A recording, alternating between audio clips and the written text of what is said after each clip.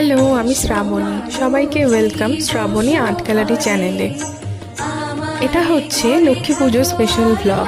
আমাদের বাড়িতে একটা বিশেষ নিয়মে লক্ষ্মী পুজো করা হয়, সেটাই আজকে তোমাদের সাথে শেয়ার করব।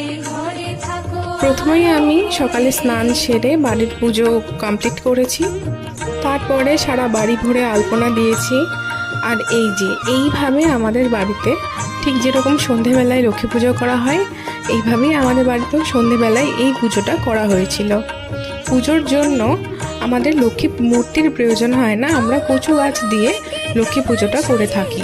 আর এরকম কলার খোলা বানিয়ে তার মধ্যে ধান, চাল, মুড়ি আর তার মধ্যে নাড়ু এবং সোনার উপর দিয়ে পুজো করা হয়। এবং সামনে একটা গ্লাস রাখা আছে, দেখতে পাচ্ছ। সেটাকে ঘটের মতো করে তার মধ্যে জল, ফুল, আম পাতা, বেল। আর কার বাড়িতে এই নিয়ম আছে জানাবে।